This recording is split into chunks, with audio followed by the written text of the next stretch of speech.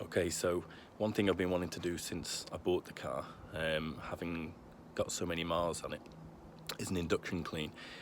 Anyone that's got a TDV8 knows that the EGR valves are a weak point, and I don't really want to be replacing the EGRs or tinkering with them or blanking them off or putting emulators in or any of these things just at the moment. So the best thing I was thinking is clean them. And consensus on the net seems to be that this Revive turbo cleaner will do a damn good job. I made a bit of a balls up of the process. I ordered the kit in the box when I first got the car, or not long after, and it came, and then I realised, of course, that there are 2 intakes, and that means 2 bottles needed. So that meant I had to order a second bottle, but then I realised I've only got 1 spray, so that means I've got to transfer the spray over and do one side at a time. Anyway, we're going to do it now, so let's get going.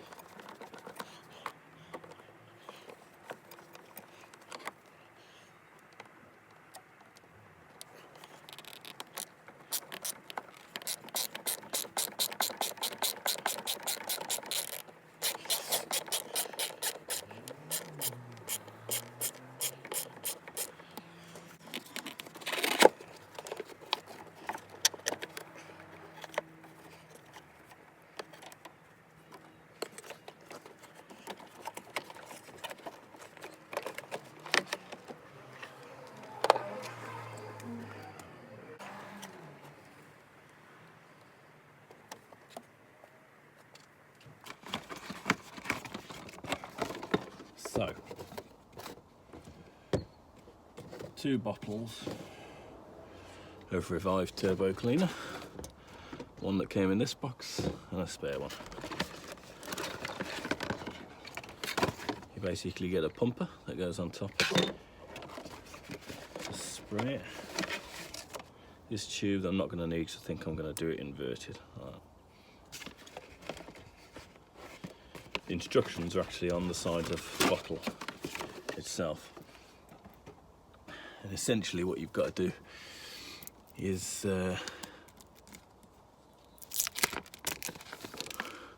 tells you all the instructions here with no words, so obviously multilingual. Basically you do it in 3 stages. You hold the engine at about 2,500 revs, spray a third of the bottle in. So I've got to do is spray a third in there, another third in here. Then we have to pump the bottle up again. What I shall actually do is transfer it then to the other bottle, because I will have gone through 2/3 of one bottle. Then do it at 1800 RPM for both sides, 1 shot in there, 1 shot in there. Then turn the car off for a couple of minutes, let it just sit cold. Then start it up and do the final third into both sides at 2000 RPM. Then let it idle for a bit, let the cloudy smoke disappear, stick the airbox back on and take it for a 20-minute drive. That's essentially it. And at this point I started the engine and began spraying the stuff in, but unfortunately my Bluetooth kicked in and that interrupted the video, which meant I captured none of the actual dosing. But all you really missed was me pumping up the bottle, turning it upside down and spraying it into both of the intake tubes. And I basically did that, like I said, at the 3 different rev ranges. And then it cut straight to the results, which you'll see just now. And this is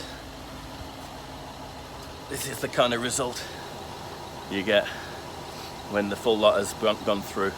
It was pretty horrible a second ago. The whole front of the house was obscured with smoke. So we're going to let it sit until it stops being so cloudy. Then I'm going to put the airbox back on and take it for a blast for a 20-minute drive. Okay, so I've just been giving it a bit of a thrash around the lanes, getting the revs up and down.